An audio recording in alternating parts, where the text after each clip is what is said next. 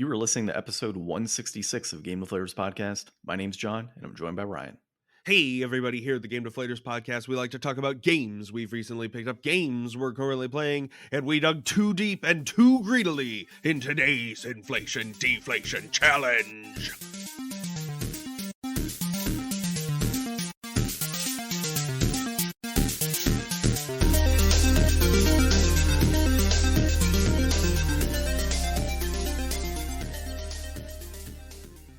So this week we played a little bit of Deep Rock Galactic, which is basically space mining dwarves, Yeah, dude, essentially.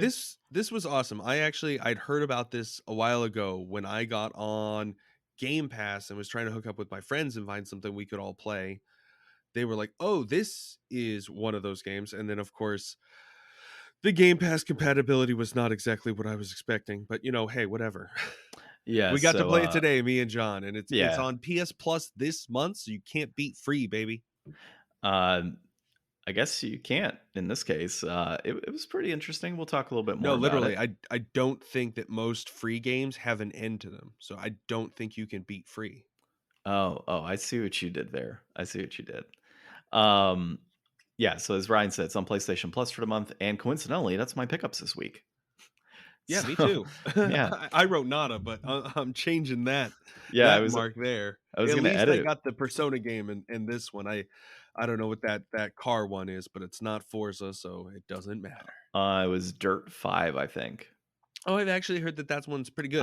I just dude, I've missed like the last 3 months of PlayStation Plus games because I just haven't Dude, been you haven't downloading them. missed anything. Well, yeah, that's true. I've heard that they're pretty garbage the last like few months, anyways. We'll get Um, into some more of that PS Plus goodness today, won't yeah, we, John? we should. We should. I guess I'll just go over what we're going to talk about today while we're at it. So we're going to talk about Sony denying the increased production of PS4 consoles to deal with the PS5 shortage. There has been a patent filed apparently on backwards compatibility, and there's this crazy frenzy around it. But is that a reach? New Mario games leaked by a prominent Nintendo leaker are giving Nintendo GameCube fans hope. And then Persona 4 could be released on a Nintendo Switch in 2022. So we'll talk about that in a bit. But of course, pickups. You said you picked up PlayStation Plus games for the month. I picked up PlayStation Plus games for the month. I also coincidentally picked up a few Magic cards and won a tournament this week. So that was pretty cool. I actually did get some Magic cards in the mail yesterday. I got my last 2 Go Blanks and Inscription of Ruin. Inscription of Ruin. Nice. I run Inscription of Abundance in my deck. And if there's anything you need, Ryan, because after winning that tournament, I got a booster box. I could have the full Meat Hook Bonanza now that you have 2 of them, and I have do 2 have of to. them. Oh yeah, you do. Yeah, so we could totally do that. And if I ever decide to run mono black and you want to run mono green, we can always swap off at tournaments. That'd be fun. Swappy doppy. Yeah. But yeah, so I got a booster box for my winnings, which was kind of nice. So I paid $25. So shout out to Baxter's Games out in the Santan area. So pretty good tournament. We only had about 7 people that showed up, but it was a lot of fun. I've been there once. It was a lot nicer than what I was expecting. Like, it's kind of in the middle of nowhere, but Yeah. it was like it's got, you ever walk into a game store and it's like, wow, this feels like a game store. Like, it's got that kind of lived in, like this is like a place that's been around and people have had a lot of fun in here. Yeah, I mean, they got a pretty good scene there for Warhammer and big Yu-Gi-Oh scene, actually. It's kind of shocking, like how many Yu-Gi-Oh players I see there whenever I play out in that area. And then, of course, the Magic tournament, we only had about 7 people, but that's fine. They have a great selection of D&D minis, so that's pretty cool. And then they have all the paints that you could, ever want. And dude, their singles, they actually have quite a bit of singles over there. The only downside I found with them is that like a lot of their sealed product tends to be priced a little higher than most places, which is unfortunate. So I tend to not go there for sealed stuff, but I picked up singles and D&D supplies and whatnot over there pretty consistently. And of course, play tournaments whenever I can out in that area. But yeah, it was a lot of fun, dude. So I actually popped open my promo pack that I got for entry and I pulled out a Meat Hook. And that's, $40. So that wasn't bad at all. That made up for the tournament right off the bat. And then, of course, getting the full booster box was cool too. So yeah, definitely check them out if you're in that area, and lots of good singles. So they got dual lands and stuff there too. So that's kind of cool. As far as currently playing this week, You back I on have the I've Apex train? been playing Apex.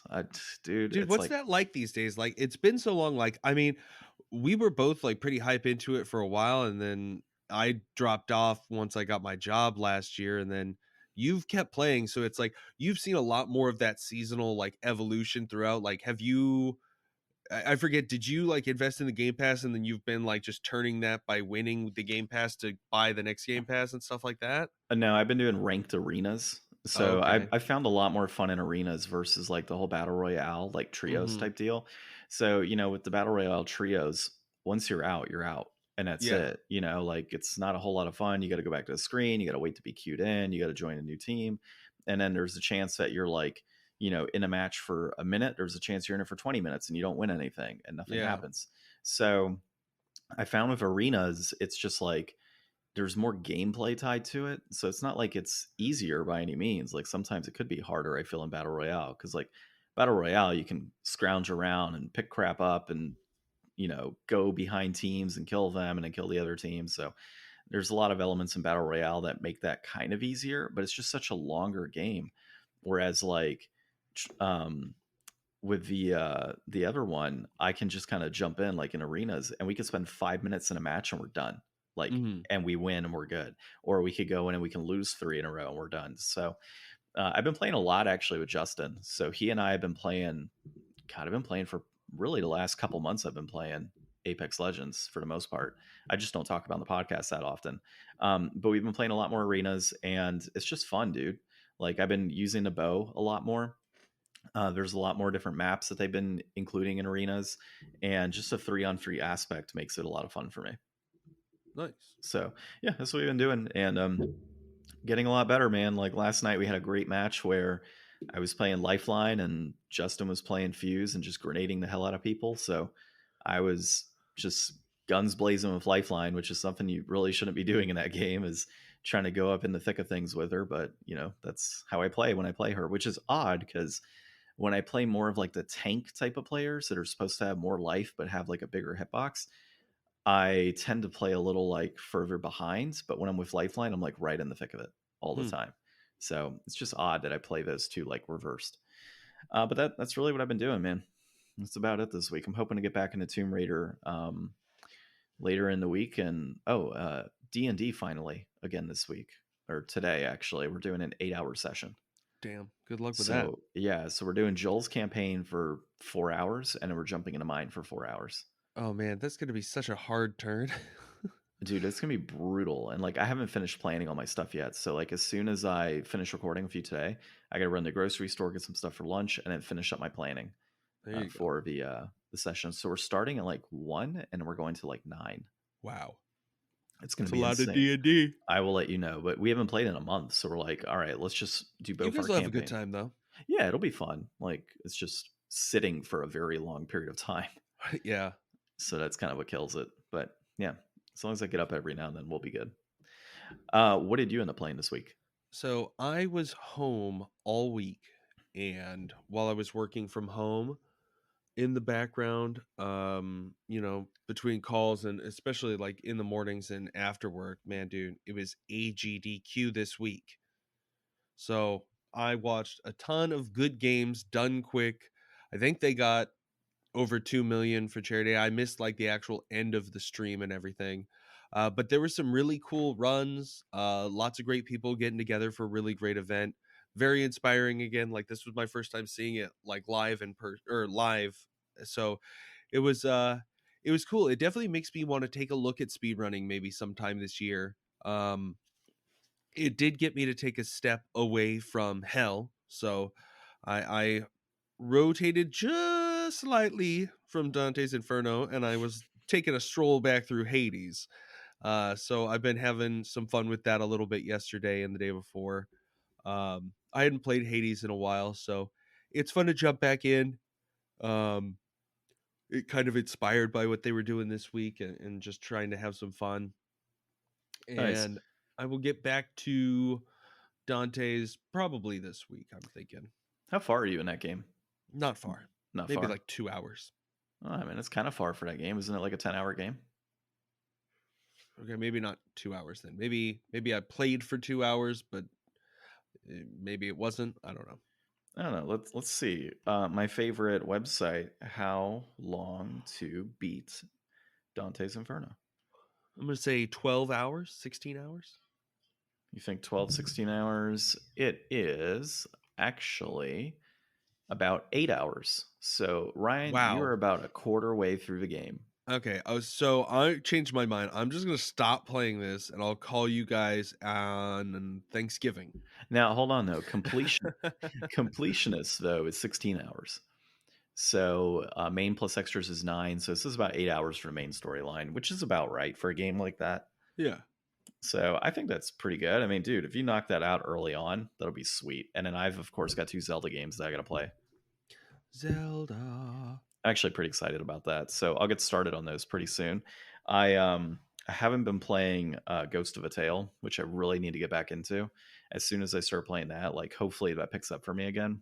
Mm-hmm. And I can move into Zelda, but I got all year, right? That's All usually year, all baby. year to play it. So all right. Well, before we jump into the articles, of course, you can find our podcast on all of those great podcast applications, including Good Pods. So check us out there. Find us on social media at the Game Deflators on Instagram and Twitter, and at Game Deflators on Twitter, at the Game Deflators on Instagram and Facebook. I don't know how I messed that one up after 160 something episodes. Hey, it's cool. It is cool because you can also find us on thegamedeflators.com. All right. First article here that we're going to talk about is Sony denies increasing PS4 production to deal with the PlayStation 5 shortage. And this is Hyperbeast, and it's Hyson Ho at Hyperbeast. Hype beast. So I saw this earlier in the week, and a lot of people were laughing about it and are like, "Oh, well, PS4 production is being increased. Like, why don't they just make more PS5s? Like, this makes no sense." They're So different. exactly, like it's different components. Like one chip shortage might not be a chip shortage for another console. So there's that component, different parts altogether. Now you have like your core materials, like I think they have like aluminum in these things that might be needed, copper wiring, all that type of stuff is, you know, maybe Resources. short and can be used on multiple consoles, but your chips and all of that are going to be different for the most part. So that would be one reason. And the other reason, which this article covers, is Sony never said they weren't going to be making PS4s this year. So they're just, they're continuing on to production of the console, and they've denied the fact that they're They believe in boosting it. generations. Yeah, well, With every action that they've made since they made that statement. yeah, I know, right? They believe in generations. We But believe yeah, in generations. so Not this time. it sounds like they are not increasing the amount of PlayStation 4s produced to try and make up for the shortage. And I mean, realistically, when you think about it, like part of a shortage too is like the supply chain constraints of bringing the consoles here, I would imagine. So, I mean, when you got boats docked over in like California and whatnot, they can't bring stuff in. Like, what are you going to do? You know, I I heard about this earlier this week too, and I did hear that like Xbox, they've already stopped. Like that already happened like 6 months ago. They stopped making Xbox Ones, but Xbox One was like their poorest performing console generation ever. So I mean that makes sense. Plus, like a brand new Xbox One was going for what the series is going for, but the series obviously is all digital, and they would much rather you invest in the all digital next generation than the physical previous generation. But like, so Xbox kind of has that advantage where they're leaving that behind and they're fully going into the new world now. And I mean, they've got a whole different model. Now we'll talk a little bit more about how PS is trying to lean into that model. But like as far as ramping up production, like I guess that didn't make sense. Like it didn't make sense to make more PS4s because like there's already so many, and especially the secondary market for the PS4s is probably bigger now, that people are getting their hands on those PS5s and getting rid of those. But like there's still so much PS4 stuff that's going to happen Yeah. because they're not dumping it yet, which they, I guess in all fairness, don't, just dump and run right away ever, like on any of the previous generations. But it's like I feel like people think of God of War as like a PS5 game because it's going to come out on PS5, undoubtedly, but it's going to be a PS4 game. It's probably should be like the best PS4 game ever. So it's like I'm probably going to get it on PS4 because I don't plan on getting a PS5 for a couple of years and I don't want to miss out on that. So it's like I'm all on board for this generation of Sony still, and still getting that support, and probably even still getting some of these other things, because I'm not likely inclined to buy as many games on my Series S, because I'm being very conscious of like, this is my Game Pass machine. Like, I don't want to, the idea of having it is to have access to a bunch of different games for that, and to not be spending that money on more digital purchases that are being gated away. Like, I'm cool with it on my Switch because I take my Switch with me everywhere, but like, once I get a PS5, the frequency with which I'm going to use the Series S is probably going to be vastly diminished. Well, you can loan it to me so I can play Senua. Yeah, yeah. I mean, there's all kinds of, like, it's a great little console. Like, I definitely think that, you know, in light of how much we're learning about like how trends are going, I feel like a lot of people are thinking, the same kind of things that I'm thinking this generation. Yeah, and I'm actually intending on buying a PlayStation 5 this year at some point. A disc version if I can get my hands on one. I just haven't, obviously, like everybody else, I have struggled to see one in person outside of like the demo station that they have in the store.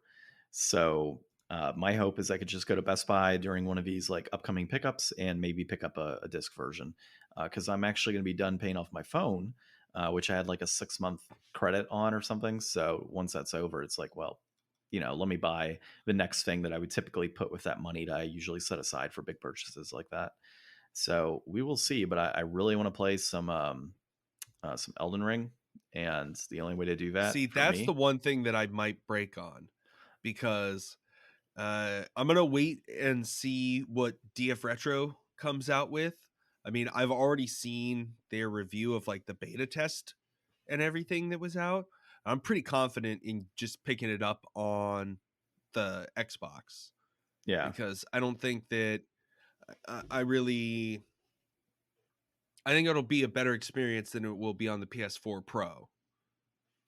yeah. I'm actually looking right now. I'm kind of curious, like where anywhere is dropping PlayStation 5s. It looks like Best Buy had a surprise drop that happened on the 5th, and Walmart had a restock that occurred online on the 13th, and then it looks like GameStop did one yesterday, so, or 2 days ago.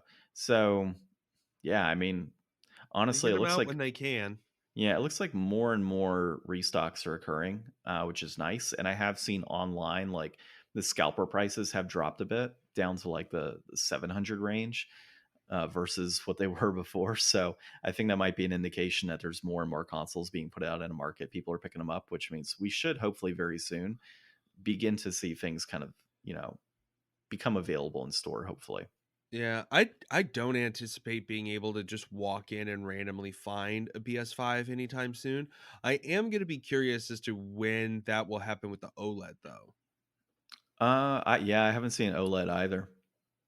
Like it's Cuz been I hot. mean, it's so hard, like sometimes, I remember when they were like, "Hey, remember all those Animal Crossing Switches we found?"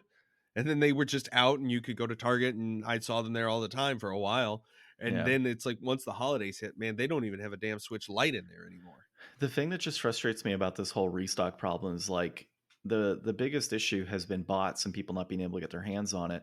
And yet these retailers like Walmart are saying, "Oh, well, guess what? You could pay like $50 a year or whatever it is to have like our special Walmart pass, kind of similar like Yeah. Amazon, Mhm. and you'll have access to get this item like online." It's like, why be douchebags? Like, just put it in store and then limit it to one per person. Like, I get what they're doing, and it's ridiculous that they're utilizing a shortage to try and push another item that they are selling. Like, Yeah. it's BS. And so, like, I won't support. Like, I'm refusing to buy from Walmart for this one, this console specifically because of that. And GameStop, I'm You refusing to show buy them, from. John. I will show them. And at GameStop, I'm refusing because they continue to bundle it, so they're forcing you to buy like a controller and several games along with the console. And I know why they're doing it. It's in a way to protect, the ability to like not sell the bots, but at the same time, now you're forcing me as a consumer to purchase more than I actually want to purchase, Yeah. which is messed up as well. So, but hopefully we see some things kind of clean up for the supply chain and the overall availability of these consoles moving forward. And the And bots. if you see more PlayStation 4s in person randomly because it looks like they've ramped up production, let us know on social media.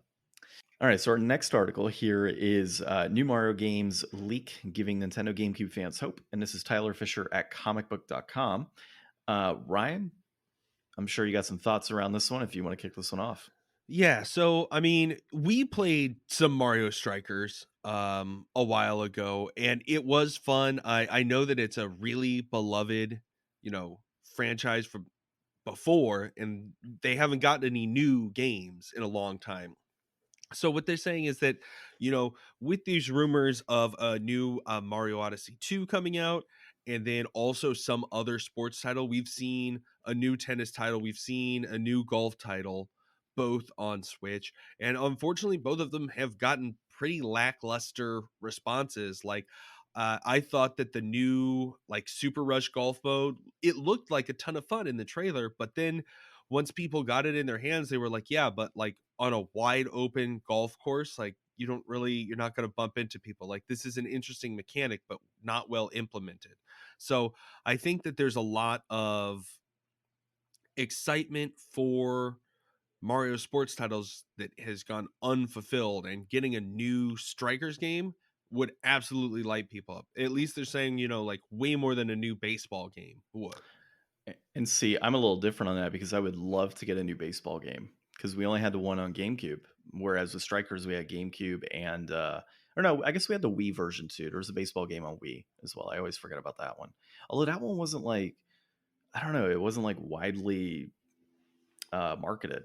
Like I I didn't. think that Mario Baseball has a lot of potential, but I just think that the interactivity is the lowest among like the other sports games.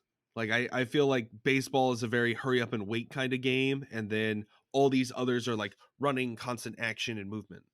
Yeah, and I think that I this guess not golf, but they tried to implement more action into golf. they did, and golf is one of those games that's been with Nintendo for years and years and years, so they're always going to support that. Whereas baseball, not so much apparently. Um, but yeah, I would agree with you.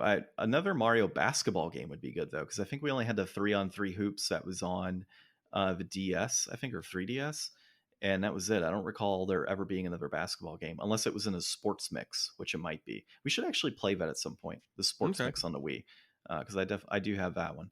Um, but yeah, you know what would get me excited is if Nintendo decided to release like a triple pack or 4 pack with all of the GameCube sports games because they were just Yeah. so good during that era. Like I absolutely loved every single one of those games and would love to Like play more like of them. maybe instead of like So Super honestly, that's Mario. really all I have for this one. I think it's always interesting when you can hear about leaks with different games coming out. Sports games, I don't think get everybody as excited, given that like every generation there's always several sports games released for some Okay, strange we just reason. had a connection thing. Oh no, you're good. I was still under talking, so Okay. you're all good. Yeah, stupid internet, right? Okay. The next thing that we have here is rumors of Persona 4 Golden being released on the Nintendo Switch in 2022. Liam Doolin, Nintendo Life. We covered Tyler Fisher and Liam Doolin a lot, so like we must really like their articles. We should I have them mean, it's on. probably just your algorithm. Maybe, I don't know, dude. Like I go deep into Google to find articles sometimes, and somehow I always pop out with them. So yeah, like usually I'll find an article, I'll read about it, go into it, and be like, all right, sounds cool. I'll share it with Ryan, and then that's what we talk about. But So yeah, in this one, this is coming from leaker Nate the Hate. Nate the Hate is good friends with John Spawnwave, and I listen to Spawncast every day, basically, or Spawnwave news every morning. That's where I get most of my gaming stuff throughout the week. yeah. But so I did hear about this, and I do think that it would be great for people to have Persona 4 Golden on their new modern mobile gaming. It was a big Vita title. Now people are all about carrying the Switch. So put it on the Switch so people have that to go, and it's always great to see an awesome game that I'll never finish on a new platform. So I think it's interesting, that the model in which they're going with these games, like Persona 4 being that title, Shin Megami Tensei, I guess it would be 5 technically, hitting the Switch a while back. Like, I would like to see them And do that like was a Switch exclusive, right? I don't remember, I dude. think it is. It's not one of my favorite series, but I would like to see them put like Persona 1, 2, and 3 on these consoles. Like, Well, make and those they've accessible. they've had so much success porting it over to PC and putting it on Steam. So, I mean, I think I saw, or maybe we even talked about, like, they've got a lot of plans this year. They could do a lot this year for Persona.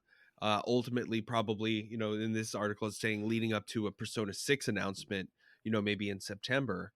Um, Well, and a but lot I of think people you're are, right. Put all those other old games, put those on the Switch too. yeah, that'd be a lot of fun. They're doing all Although, those ports of all the classic Final Fantasies over right now.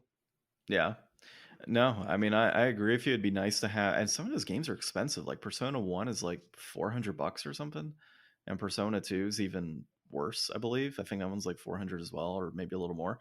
But I mean, I haven't looked at it recently, but with the way things are, it wouldn't surprise me. Um, as far as this game is concerned, though, a lot of people are calling BS because nothing's been announced for like even the PS4 or PS5. So if nothing's being announced to port it over there, they likely wouldn't be porting it over to the Switch yet. It would probably have some sort of announcement on the PS4, PS5 before that. Or maybe So it'll just go multiplat with a release.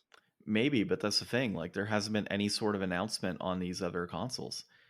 So this rumor right now is only exclusively Nintendo. So until we see, an announcement that's going on like the PS4, PS5, we're likely, I would say this rumor could be buried for the most part. And Hmm. I think we've been talking about this one for like a year. I want to say we mentioned this last year that Persona was going to be hitting the Nintendo Switch. And by I last year, mean, I mean like 3 weeks ago. rumor has it. Yeah, rumor has it, man. Well, look, I haven't played all of the Persona games. And in fact, I don't even think I played any of the Persona games, even though I own most of them. It's a series I definitely want to get into. Does this excite me? Not necessarily, but I do think that putting, like I said, the older games on the Switch itself would probably reinvigorate me to want to play these games Hmm. versus having to spend the money for a PlayStation 1 version or having to, go through like a digital buy of some sort. Like it's just Yeah. not I wonder appealing to if do I would that. have been more driven to play this had it been on Switch rather than on Vita. Because I love the Vita, but it wasn't enough to push me to go through and finish it. Well, and it's more of the accessibility of some of these games too. Like I want to play the Dragon Quest series, but for that, I'm going to have to either play like the mobile versions that have been put onto the Switch through Play Asia or play the originals. And Hmm. then of course you have the Nintendo DS games, which I think I'm missing one of them, but they're like damn near impossible to find unless you want to spend like 80, $90 on a loose copy. Yeah. So I think accessibility is a big component of this, and I think we'll see more of that in the upcoming generations, more so than we are now, which is kind of nice. All right, jumping into our inflation deflation for this week. We played Deep Rock Galactic, which honestly, dude, sounds like a publisher name when you think about it. But it was developed by Ghost Ship Games and it was published by Coffee Stain Publishing. It was released in May of 2020. And then in January of this year, it was on the PlayStation 4 plus the PlayStation 5. So, my initial impressions of this, which by the way is a first person shooter mining game, kind of odd. But my impressions are it was actually fairly cool. I just don't like the whole, season mechanic and buying all of these extra items and skins. And I'm just not a huge fan of that type of stuff for a game like this. This to me felt like a great game that if it was online, and you had the ability to do missions with your friends online and that was it, but you had like a base game that you played with a ton of missions and like extra DLC you could buy, cool. But like there's something about it, man. Like buying crystals and it kind of feels like a mobile game to me versus like a traditional first person shooter. I don't know. Did you get I that kind of mean, impression while looking at like the overall like just all of the stuff that you're presented to? Like did you explore in the like bar area and all that stuff when we were no, playing? No, I just did the tutorial and I just did that first mission, so I didn't really look around and see all that stuff. Like, I figured this game would definitely have, like, cosmetics and stuff like that, and I mean, for the most part, like, I'm always usually cool with that, especially in a game where I mean, you don't really see yourself. Like, this is a game that, like, you're not online in like big servers going through like the world showing off your armor and stuff. This is a game where it's like, oh, I want my guy to look cool so that when I'm hanging out with my friends and we're playing this, I look kind of cool. And like you're just going through tunnels, digging, shooting. Like I like the those kind of mechanics. I think it would be cool to get further into this and see like, you know, I'm sure there's lots of cool like item upgrades and different weapons to get and armor and stuff. I think this would be a game that would be a lot of fun if I had some people to play it with. Yeah, and that's the thing. Like, I don't, other than maybe you, I don't know any of my other friends that would want to play this game right now.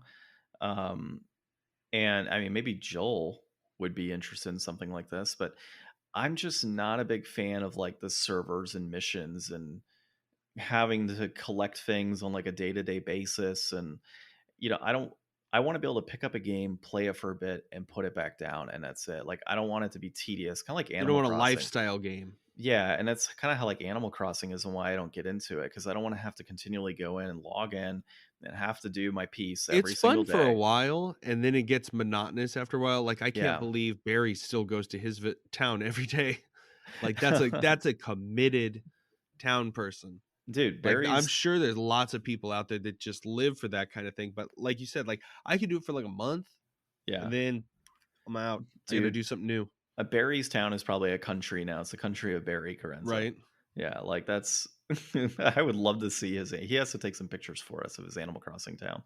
I'm sure they're Um, probably somewhere. but yeah, like I know Joel plays like Warframe, he does Neverwinter, and he does a couple Yeah, I've other talked to games. Joel about Warframe before, and Yeah, he's always trying to get me interested in it since we talked about it a couple times, but it's just like see, games like that are the same as, like, Final Fantasy 15. Or yeah, 14. yeah. Everybody talks about how good that is, especially with like the new DLC and stuff that just came out. But it's like, God, I just don't have 1,000 hours to play that game. And that's where I'm at. It's nothing against anybody that does it, that has the time No, and can I'm dedicate so that, happy but for them that they've gotten that experience. But I the just fact that they've been able to deal it out over that amount of time and we're smart about keeping up with it, like that's a commendable thing. yeah, I just can't, dude. I have so many extracurricular things I'm doing on a day-to-day basis that there's just no way. Like, I wouldn't be able to play anything else because 'cause I'd be so committed to, like, those 1 or 2 games, I would never play anything else personally. And that's just how I am. Like, I'm doing magic, I do the podcast stuff with you, of course, and then, work kinda jumps in, and anything else I've got going on in life, it's hard to balance. So, like, if somebody's able to balance that, like, kudos to them. Um, and I'm sure it's a ton of fun, but this is one of those that while I think the game is actually a lot of fun in what we did, so Ryan and I pretty much did a bunch of mining. We had a bunch of creatures in the mine coming out and attacking us. So we had to just guns blazing and grenades being thrown, fend off as many enemies as possible. And of course, at one point, Ryan ran out of ammo. So he's I like, ran out of ammo forever and we had no idea how to reload. yeah. So he's like, oh, there's a dropship ability. Okay, cool. I'm like, well, I'm happy I mined whatever mineral we needed Yeah. at some point earlier because he ran off. And I'm like, oh, well, let's just mine this just in case. And Yeah, it I happened ran to right be past it. I was like, "Ammo? Pfft, I've got ammo." Yeah, so it happened to be what we needed, and luckily I mined a bunch of that, so we were like good to go. Um, but yeah, so I mean, the overall concept is you're a dwarf, you're mining, you have a mission, and they say, "Hey, we need you to go mine X amount of this, and we need you to like kill whatever creatures in this mine." And you have a little drone that follows you around. He's like a little drop container, so like you can call the drone over, and he'll Because you pop can only up, carry and so much ore on you at a yeah, time. and it's cool, like, you pick up gold and stuff that you can use to, like, buy different items, so there's that elements. I'm sure there's a hell of a lot that we missed in even, like, those little areas, like, I'm sure there's little Easter eggs of or not Easter eggs necessarily, but, like, little hidden types of, like, legendary materials that you can mine, I'm sure, and we just didn't get that far.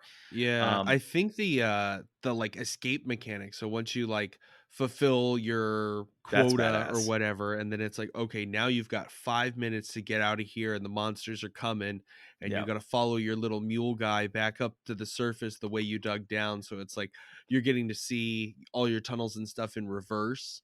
Yeah, I Uh, do like the scope thing yeah, where, like, you pull up the map and it has, like, this old school 3D type of, like, computerized scope where you're, like, looking around and you can see the tunnels that are existing and what's already mapped out.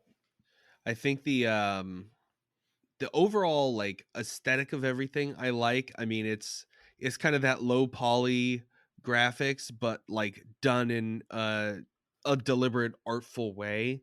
I think, games where you can have fully destructible environments, you need to be able to have, you know, not everybody can get away with the Minecraft look. So it's like the world was like believably destroyable, and like getting around wasn't like a pain. Like sometimes you'd have to like, pickaxe around to make sure that you're not hitting your head trying to get through a tunnel or something.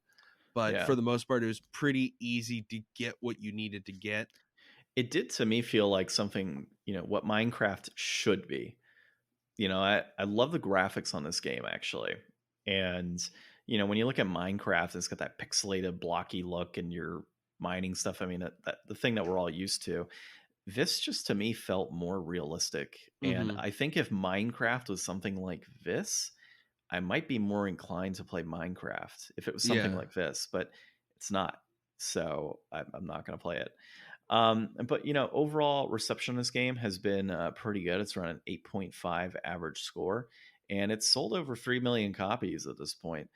Just my This thing is with their it, first game as a yeah. studio, and they did like the Steam Greenlight thing, I think, for like early access for a couple years, so that they could get a ton of feedback and really get this going. So like when I first heard about this, my friends said that it had like really good reviews online, and it was really well received. So it's always nice to hear a success of one of those, because Hmm. so many games go into those early access, and it's just a way to like scam money from people. So I love when a studio can really have a successful first launch. Like whatever they do next, I'm really excited to see, because I'm sure that they'll, keep mining this for a while, but I'm sure they'll come up with something really cool one day. Yeah, my thing is, you're obviously paying, $30 right now on Steam for this, or you could get it for free on PlayStation Plus. Um, I don't know, man. Like Minecraft probably has like some crap that you can buy too, like separate, right? Like the bonus content. I mean, most games do Well, nowadays. We can buy Minecraft is like skins. a paid game now. Like Yeah, if that's you want it true. on Xbox or something, I think it's paid, isn't Well, it? yeah, it used to be Well, no, it's free. free on Xbox. Maybe it's Well, like $10 on PlayStation or something. and when Minecraft started, I think it used to be free. Yeah. No, it's like $30, dude, for a copy of Minecraft. Is it really? Yeah, I'm pretty sure it's like $30 as well. Like it's not. I think it used to be free, and you could buy cosmetics and do all that stuff, like a gotcha type Oh, game. no, it is not a free game. No, it is definitely not. Like I bought it actually on the Wii U a long time ago because it had like Mario bonuses and It was stuff. definitely free when I got it. Yeah, well, it used to, like I said, it used to be free years ago. Like it was just a free game, and you would just play it. And I think they had like cosmetics you can buy, but yeah, once Microsoft got their hands on it, they started charging for it. So, yeah, overall, I mean, $30 for this game. I don't know, dude. Like, I think I would have to play more of it and see more of those kind of like I want to say based on what I was exploring that you had the ability to buy skins and all these other things in there.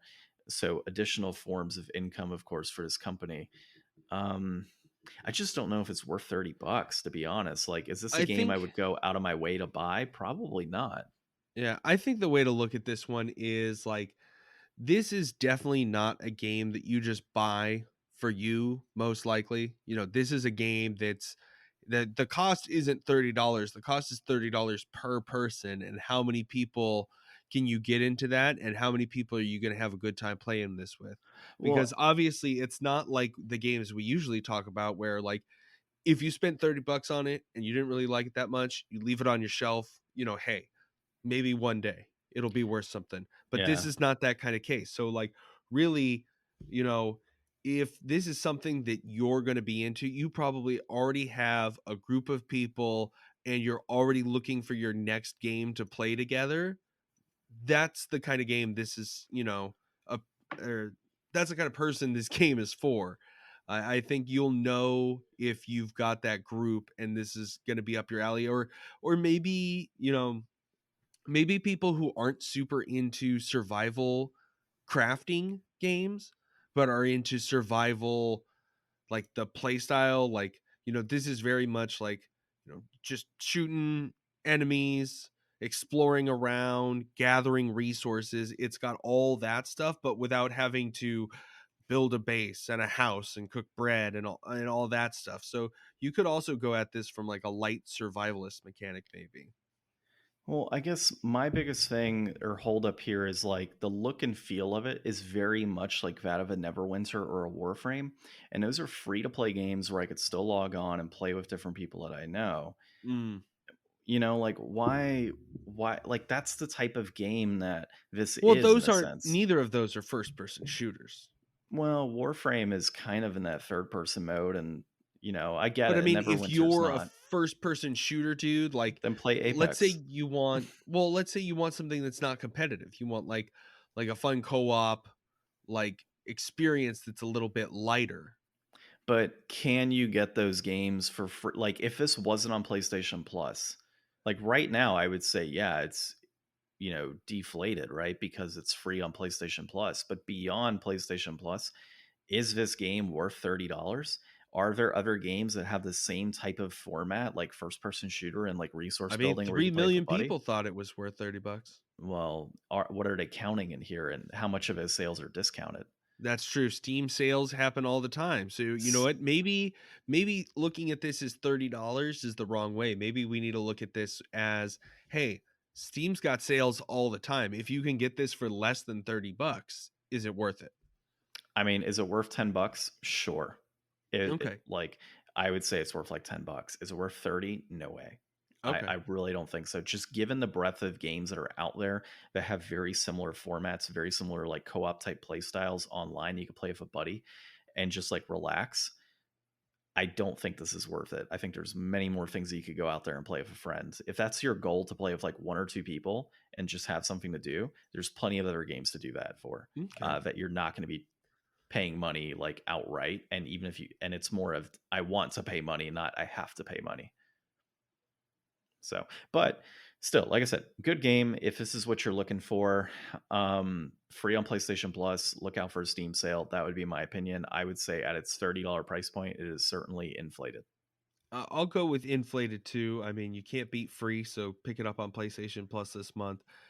And then, yeah, if you see this on sale, I definitely think it's worth a look. Yeah. Sounds good, man. Well, hopefully next week we can get together in person. I for sure want to crack open 36 packs of Magic with you. That'll be It's a been lot a of fun. while. Yeah, I know. And like, it's, dude, to be able to just unload like a whole box and just bust it open will be fun. And then, of course, we could play some games next week for the podcast. Um, Not sure what we were thinking, but I mean, Mario Sports, maybe one to play the sports mix and see how that is. There we go. That'll So work. yeah, I guess we'll play that. Football season's coming to a close, so let's play some sports games. Sounds good. Sounds good to me, man. All right, well, this has been episode 166 of the Game Deflators podcast. My name's John, I'm Ryan. and thanks for listening.